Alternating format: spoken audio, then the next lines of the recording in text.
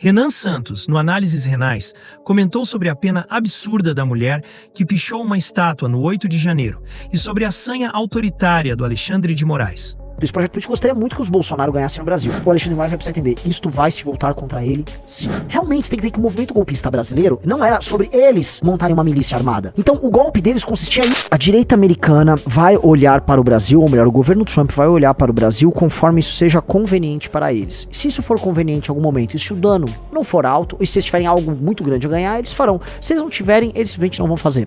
Mas o Eduardo Bolsonaro vai ficar anunciando. Do outro lado, o que nós temos? Nós temos um Alexandre de Moraes que pouco fala, você não vê entrevistas dele, você não vê declarações, mas ele muito faz. E aí a gente poderia falar, pô, um homem que pouco fala e muito faz é um homem bom. Mas não dá pra dizer sequer que as ações do Alexandre de Moraes vêm sendo ações inteligentes, tá? Eu digo isso porque houve agora uma captura de um desses caras que tava aprontando, algum desses bolsonaristas foi preso agora, teve uma mulher que foi condenada, a que pichou com batom uma estátua, foi condenada a 14 anos de prisão. Eu volto a colocar, são 14 anos de prisão pra uma mulher que, olha só, eu vou tentar analisar com alguma frieza aqui. Ela queria um golpe de Estado? Certo que sim. Ela era uma maluca? Tava certo sim. Ela achava que aquilo iria redundar, aquele ato todo, vamos dizer, uma possível intervenção militar que nos salvaria do comunismo? Certo que sim. Dito isso, ela manchou uma estátua com batom, né, naquele ato, no vandalismo dela, com uma intenção golpista, e ela foi condenada a 14 anos de cadeia. Eu não acho que num país que um bandido sequer é preso, que um assassino sequer é preso, prender ela por 14 anos, eu não acho que é razoável. E eu não tenho nenhuma simpatia por ela. Eu volto a colocar, eu acho que ela estava ali defendendo um golpe de Estado sim, tá? Eu já vi até pessoas nossas, veja, não tem muito veja bem. Não tem muito veja bem. Aquela mulher, ela queria um golpe de Estado. Ah, mas ela foi engambelada? Foi. Ela sofreu lavagem cerebral? Certo que sim. Mas 14 anos, isso é desproporcional com a legislação brasileira. E mais, isso é desproporcional com o entendimento geral desse STF maldito, que é um entendimento meio que leniente, muito leniente com a bandidagem. Teve uma declaração recente, foi do Lewandowski, me corrija, não sei se foi o Lewandowski ou o Barroso, que não é STF, mas é um ex-STF, agora ministro da Justiça, que diz o seguinte, não é culpa da Justiça, a polícia prende mal e nós soltamos. A polícia prende mal e nós soltamos. A polícia faz um trabalho que é quase maluco, que é quase uma insanidade, que assim, você vai levar o cara detido pra delegacia sabendo que de nada vai adiantar, porque ele vai voltar solto. Assim, a polícia, a gente gasta dinheiro com a polícia hoje, coitado da polícia. Inutilmente que o policial vai, se coloca numa posição de risco, prende um bandido, leva ele detido e sabe que ele vai sair. Aí vem um cara, aí que a polícia prende mal e nós da justiça, nós homens prontos, e aí tem um discurso elitista da parte dele, nós temos que cuidar das garantias lá do preso, né? O que é um absurdo, isso é, vamos dizer, sintomático do distanciamento total completo da realidade por parte desse ministro do Supremo, completamente fora da realidade. Então, eu não tenho muito a colocar aí, né? O entendimento geral do STF é um entendimento que não é nem um pouco punitivista, mas para os malucos e malucas que foram mobilizados e enganados pelo bolsonarismo a ir pra frente de quartel, vocês que me desculpem, mas tá cruzando linha. E eu acho que todo mundo vai concordar aqui que o Alexandre de Moraes exagera. E aí, ao exagerar, ele comete injustiças. Ao exagerar, ele mostra uma sanha punitivista completamente, vamos dizer, desmedida quando comparada com a lógica do STF. E ele mostra também como o sistema se comporta com aquilo que ele considera um crime real. Porque, veja só, uma coisa é o crime que tá inscrito na lei, né? Isso aqui é crime, isso aqui tá no Código Penal. Beleza. Outra coisa é o que o sistema acha perigoso. Vocês entenderam a diferenciação que eu tô fazendo? Uma coisa é o tipo penal. A outra coisa é, isto aqui é perigoso pro sistema? Um exemplo, a Lava Jato era perigosa pro sistema. Portanto, a Lava Jato precisava ser criminalizada. Aquele ato que aconteceu, que é um ato que tinha teor golpista sim, e é um ato que atentava, é feio, mas enfim, que atentava contra o Estado Democrático de Direito, para eles é muito mais grave do que a existência, por exemplo, de uma facção criminosa que tortura e mata.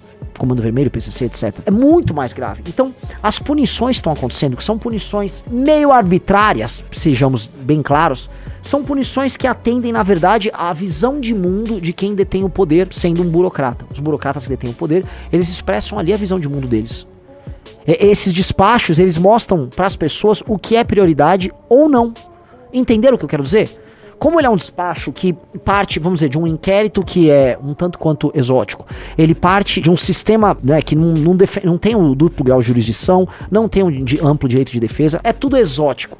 E aí ele tem essa liberdade pra trazer vamos dizer, um julgado dessa natureza, com uma punição dessa natureza, que me desculpem os defensores ali do STF. Que vocês me desculpem. Isso não faz sentido. O cidadão comum olha e não faz sentido.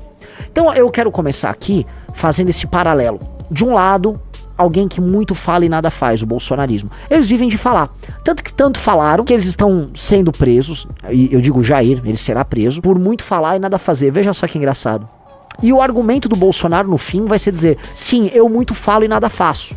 Muito falo e nada fiz. Olha que louco. E do outro lado nós temos um cara que pouco fala e muito faz. E é o comum entre ambos. Ambos estão profundamente errados. O Alexandre de Moraes, se ele tivesse ali, tô falando dentro daquele inquérito exótico e legal, se ele tivesse ficado focado apenas em evitar o golpe de estado do senhor Jair Bolsonaro, que de alguma maneira ele ajudou a evitar, e não tivesse, né, abraçado a tentação de poder que vinha com esses meios de ação que ele tinha à disposição, o Alexandre de Moraes, ele teria a faca e o queijo na mão para fazer o que é certo ali. Porque sim, amigos, um golpe de estado precisava ser parado. Vocês entendem disso? Todo mundo aqui concorda que um golpe de estado precisava ser parado, né? Dito isso, pra ele não é mais sobre o golpe de estado, mas é sim pra afirmação dele como força política e da afirmação dos seus pares como força política e da derrota de qualquer ameaça. Tanto que a coisa derivou, por exemplo, para daquele lance de censurar a internet pra todos nós, censurar as redes sociais pra todos nós, pra defender um tipo de visão de mundo que se expressa num controle do discurso político, numa sociedade que se diz livre e democrática, que não tem mais nada a ver com Bolsonaro. Aquilo não tem a ver com Bolsonaro. O Brasil tava comprando um discurso semi-tirânico de restrição de liberdade de expressão que afetaria a todos nós. Então, sim, o Alexandre de Moraes, como qualquer pessoa que vê a tentação do poder, ele pegou essa tentação e ele deu uma lambuzada ali. Ele cruzou muito as linhas. E o fato deles não perceberem isso mostra, como eu já falei aqui, o distanciamento da realidade. A ideia de Brasília era tirar dos grandes centros urbanos, é criar uma cidade no meio do Brasil, e a cidade levaria ao desenvolvimento do Brasil, mas também afastaria, vamos dizer, dos grandes fenômenos urbanos populares, de fenômenos de massa, sindicatos, rebeliões, movimentos de estudantes e tal. Brasília é uma cidade toda afastada. Brasília é uma cidade toda aberta. Para você ter uma aglomeração em Brasília é uma dificuldade gigantesca, porque não dá para aglomerar. Os espaços são abertos, você não tem ruas, vielas, você não tem beco, você não tem esquina, você não tem nada, né? Então Brasília não foi feita para isso, Brasília foi feita para um isolamento. E ela se isola. E ao se isolar, né, o poder se isola e o poder não quer prestar contas para a sociedade. O poder quer ser distante, que o poder quer ficar, né, longínquo. É natureza normal do poder. O poder gosta de se expressar dessa maneira. O poder quer o máximo de ação, né, e o mínimo de questionamento. E nem digo que isso é exatamente ruim, né? Uma empresa ou uma monarquia funciona assim. Imagina se um chefe de uma empresa tenha que todo dia explicar para um funcionário uma decisão que ele tomou. Olha, gente, hoje os caminhões vão levar os produtos na rota tal para levar pro Porto de Santos. Não, mas por quê? Não, me explica, não acho que a gente tinha que testar hoje e mandar pela rota tal, mas a rota tá 10 km mais distante. Ah, não, mas eu queria testar. Não, entendeu? Não é. Agora, o poder político impõe mais. O poder político impõe, vamos dizer, que você tenha que ter mais accountability e certa participação da natureza do poder político num regime naturalmente democrático, né? Mas eles não querem isso. E esse distanciamento, e essa visão distante, e essas prioridades, elas estão cobrando um preço. É uma guerra muito desgastante, eu volto a colocar, para ambos os lados. Ainda que o bolsonarismo enxergue, vamos dizer, o surgimento para ele de uma causa. Sim, para um bolsonarista, vamos dizer, a causa tá ficando clara e os Bolsonaro estão tentando se tornar defensores daquelas pessoas que eles mesmos mobilizaram para assumir aquele risco de ficar na frente do quartel. E como nós somos, vamos dizer, quase solitários em denunciar para as pessoas que aquelas pessoas que estão presas por causa do Bolsonaro, porque antes de caírem na armadilha do Xandão e do Flávio Dino, vamos lembrar aqui, eles foram empurrados lá por outra armadilha, a armadilha do Bolsonaro. Porque não dá pra falar que não foi armadilha eles ficarem na frente do quartel após ouvir mentiras que foram criadas pelos Bolsonaro. Ou seja, aquelas pessoas foram obrigadas a assumir um risco imposto pela turma do Bolsonaro que queria colocá-las em risco para que elas fossem bucha de canhão numa tentativa de golpe de Estado. Todo mundo entendeu isso, acho que isso aqui é claro pra todo mundo. Então eles entendem as coisas dessa maneira, eles trabalham com as coisas nesses termos e é natural que, enfim, essa relação seja chamada de relação abusiva. A relação que o Bolsonaro tem com essa turma é naturalmente abusiva, não é uma relação de respeito.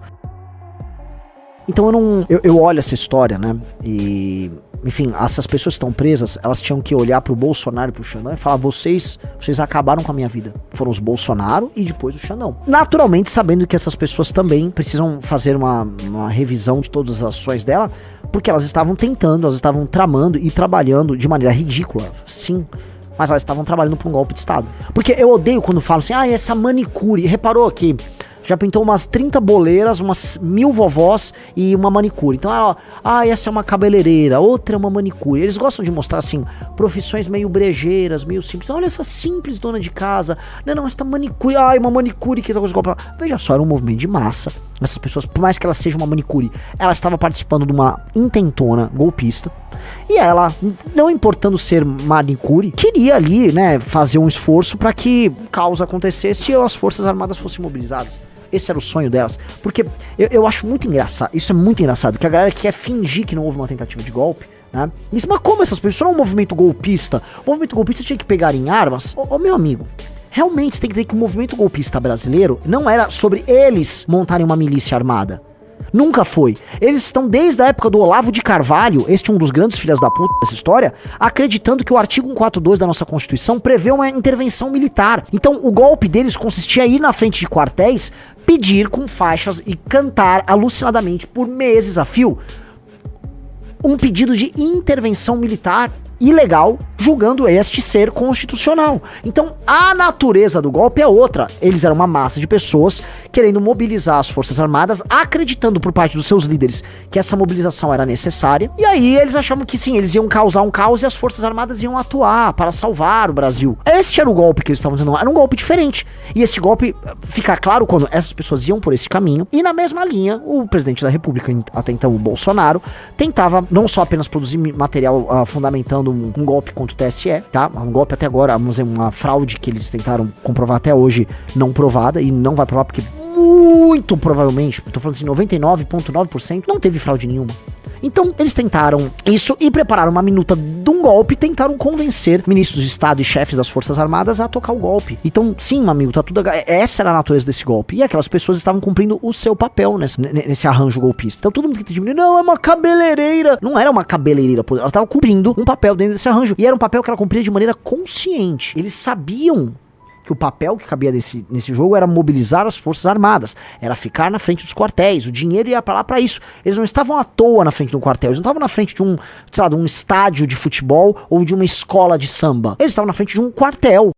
Eles estavam todos posicionados em frente a quartéis com pedidos muito específicos. Então, que cacete é isso, né? É bizarro. E eu acho que, honestamente, o Alexandre de Moraes, né, nesse game, ele não percebe mais que perdeu a linha, ele não percebe mais que cruzou várias linhas mesmo, né, cruzou a risca de giz várias vezes, e que isso vai se virar contra ele em algum momento. A roda da história vai se voltar contra ele, porque os próprios arranjos do STF que mantém ele lá nessa posição, uma hora vão tirar ele dessa posição, e ele vai ficar numa situação frágil. O que o Alexandre de Moraes está contratando é uma grande fragilidade, e talvez, sabendo que em algum momento vai virar uma fragilidade, ele adota a estratégia de atacar sempre. Assim como é da natureza do Bolsonaro chorar e perder, é da natureza do Alexandre de Moraes atacar e aumentar a intensidade do ataque. E a cada hora é uma pena mais dura, uma ação mais grave. Colocaram ali que além da pena de 14 anos, estão falando em 30 milhões de multa pra moça ali. 30 milhões ainda. Pô, 30 milhões? 30 milhões? Nós somos o país em que o filho do Marcinho VP viaja pelo Brasil fazendo excursão. Não faz sentido. Eu sei que ela é uma criminosa. Eu não sei se é o caso específico dela. Ela estava na manifestação de 8 de janeiro? Ela participou das invasões dos prédios públicos? Se foi isso, assim, é muito difícil, né? Mas dito isso, o julgamento, o processo, o direito de defesa e essa punição, tudo isso cruza muitas linhas. E o Alexandre de Moraes vai precisar entender, isto vai se voltar contra ele, sim. Isso vai se voltar contra ele, sim, tá? Não através da articulação do Eduardo Bolsonaro. Porque o que o Eduardo Bolsonaro quer veja só, Eduardo Bolsonaro serve a quem? A quem ele serve, Rizzo? A Trump. Trump. Mas mais especificamente dentro do trumpismo, a quem? Steve Bannon. Eduardo Bolsonaro serve a Steve Bannon. Então vamos lá, quem é o Steve Bannon? Steve Bannon é um cara que participou da primeira vitória do Donald Trump em 2016. E ele foi articulador de uma internacional de direita, tá? O que vai virar aquele cara, aquele petista e vai falar, isso é internacional fascista. Não é uma internacional fascista, ainda que, combinemos, como está aqui na foto, né? Ele não se ajude! Inclusive eu tenho um podcast meu, que está lá no Valete Plus, que eu explico isso, né? Ele é um cara que quer naturalizar esse tipo de coisa, porque ele quer fazer a ruptura com a ordem liberal. O sonho do Steve Bannon é a ruptura com a ordem liberal, e a ideia de ruptura com a ordem liberal passa por eliminar, vamos dizer, o grande fantasma que a ordem liberal derrotou, que é a fantasma dos regimes fascistas e nazistas no Ocidente. Então ele quer me mostrar, gente, isso aqui não é uma preocupação, isso não é um tabu, tá? Vou brincar com esse assunto. pra mim é um termo que não se brinca. Dito isso, o Steve Bannon, ele articula, ele é menor do que o trumpismo, mas ele é um elemento internacional do trumpismo, ele articula forças de direita ao redor do mundo, aliados ao trumpismo, que vão agir de maneira articulada e nas grandes democracias do dito ocidente, na periferia do ocidente. Então é Milei na Argentina, é Trump no Brasil, é o Bolsonaro no Brasil, é o grupo Vox do Abascal na Espanha, é o Chega do André Ventura em Portugal, é a Le Pen na França, é a AfD na Alemanha, o Orbán na Hungria, e há quem diga, né, que isso tem correlação direta com o Putin, dado que o Putin mantém boas relações com praticamente todos esses elementos aí. E aí você pode... tem uma amarração aí. Sim, o que eu posso colocar é, o Eduardo Bolsonaro serve a este projeto político. Então ele vai, né, atender aos interesses desse projeto político. Esse projeto político gostaria muito que os Bolsonaro ganhassem no Brasil. Mesmo o Brasil sendo um país não muito importante no jogo, mas é bom, é importante, é no game. É essa internacional que eles estão tocando, é o agrupamento que eles, enfim, né, trabalham em geral, um promove o outro, e o Eduardo vai cumprir um papel em nome deles para cá. Isso significa que ele vai ficar tentando trazer, vamos dizer, instabilidade política para o próprio país, dizendo que é um guerreiro do Brasil? Sim, é isso. É isso. Então, se você acredita que o Eduardo Bolsonaro tá indo lá lutar... Gostou desse corte? Comente aqui embaixo. Não se esqueça de deixar o seu like, se inscrever no canal e ativar o sininho para receber todos os vídeos.